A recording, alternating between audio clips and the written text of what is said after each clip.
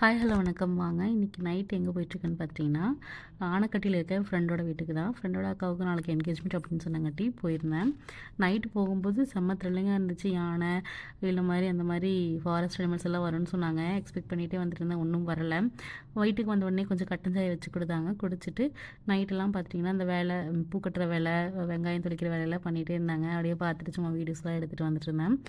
நான் காலைல எழுந்திரிச்ச உடனே நேரத்தில் எழுந்திரிக்கணும்னு சொன்னங்காட்டி இப்படியே எல்லா வேலையும் முடிச்சுட்டு படுத்துட்டோம். காலைல எழுந்திரிச்ச உடனே சமையல்காரங்க சமையல் செய்ய ஆரம்பிச்சிட்டாங்க. லஞ்சுக்கு ப்ரிப்பேர் பண்ணிட்டு இருந்தாங்க. அப்படியே நான் கொஞ்சம் நோட்டை விட்டுட்டு பல்லெல்லாம் விளக்கலான்னு சொல்லிட்டு வந்திருந்தேன். சுற்றி சுற்றி பார்த்துட்டு இருந்தேன். எப்பயுமே இங்கே வந்தேன்னா இவங்க வீட்டுக்கு பின்னாடியே ஒரு பெரிய ஆறு ஒன்று போகும். பட் அங்கே போவேன். பட் இந்த டைம் என்னென்னா அங்கே தண்ணி வரல அப்படின்னு சொன்னங்காட்டி சரி வீட்டையே சுற்றி பார்க்கலான்னு சொல்லிட்டு அவங்க வீட்டை சுற்றி பார்த்துட்டு இருந்தேன். ஆடு மாடு கோழி இதெல்லாம் பார்த்துட்டு கொஞ்சம் வீடியோஸ்லாம் எடுத்துகிட்டு வந்தேன். இந்த இடத்துல ஜூம் பண்ணிகிட்டு இருக்க யானை தான் நிற்கும்னு நினச்சிட்டு பார்த்துட்டு அது ஒரு மாடு.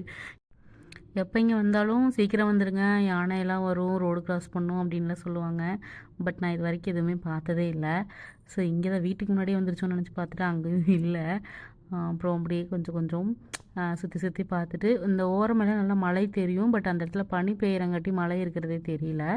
அப்புறம் கொஞ்சம் வீடியோஸ் எல்லாம் எடுத்துகிட்டு வந்தேன். ஃபுல்லி க்ரீனியாக இருக்கும். ஒரு சைடு பார்த்திங்கன்னா எல்லோயிஷாக இருக்கும். இங்கே போனாலே ஒரு பாசிட்டிவாக இருக்கும். ஒரு பீஸ்ஃபுல்லாக இருக்கும்னு சொல்லலாம் மைண்டே. ஸோ அப்பப்போ ஒரு சின்ன பிரேக் வேணும் நம்ம ரெகுலராக பண்ணிகிட்ருக்க ஒர்க்லேருந்து.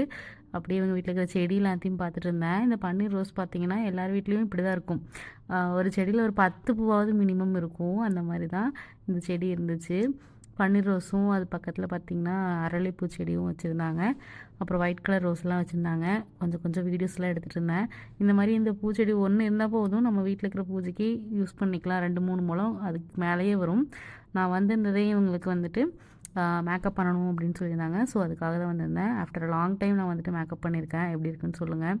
விட்டு போயிடுச்சு. பட் கொஞ்சம் கொஞ்சம் பண்ணியிருக்கேன். எப்படி இருக்குன்னு சொல்லுங்கள். தேங்க்ஸ் ஃபார் வாட்சிங்.